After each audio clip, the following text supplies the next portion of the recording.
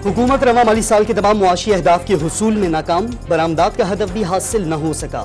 खसारे, अखराजात और नुकसानात में इजाफा रिकॉर्ड, ज़रिए और सनती पैदावार, खिदमात और सरमायाकारी में कमी, मुआशी तरक्की 0.29% रही। मईशत को सैलाब जैसे कुदरती आफात का सामना रहा। कमोडिटी प्राइस में आलमी सतह में इजाफे से महंगाई में इजाफा हुआ। जुलाई तक मार्च महंगाई की शरह 29% रिकॉर्ड। वज़ीर ख़जाना इसहाक़ डार ने इक़्तिसादी सर्वे रिपोर्ट 2022-23 पेश कर दी।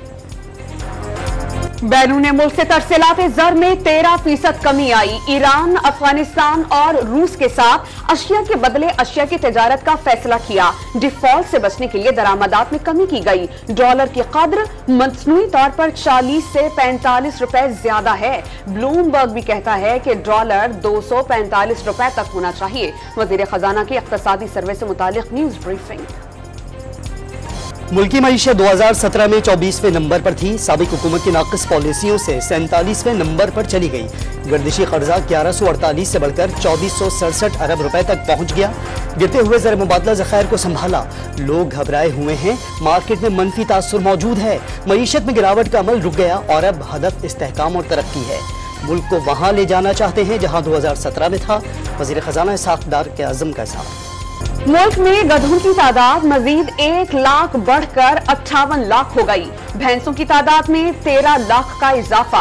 भेड़ें 4 लाख बढ़ गईं। बकरियों की तादाद में 22 लाख का बड़ा इजाफा हुआ।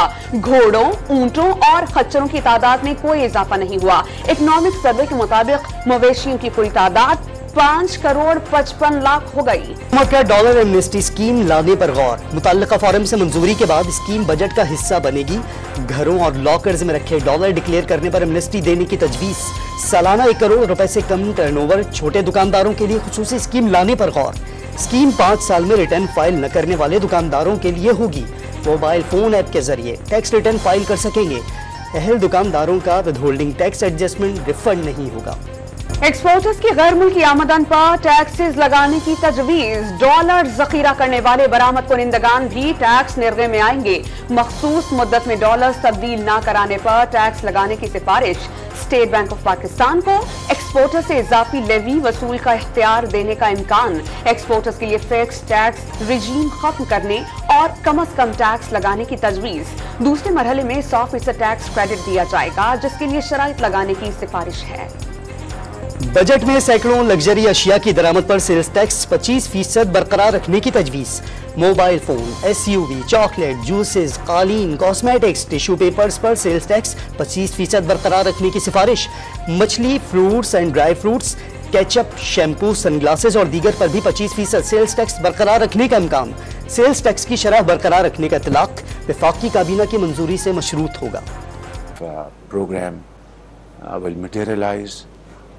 Our 9th review by IMF, we have met all terms and conditions, and hopefully we'll have some good news this month. IMF की तमाम शराइत पूरी कर दी। ठोस पेशरफ्त और मामलात खुश उसलूबी से तय पाने की तवक्को है।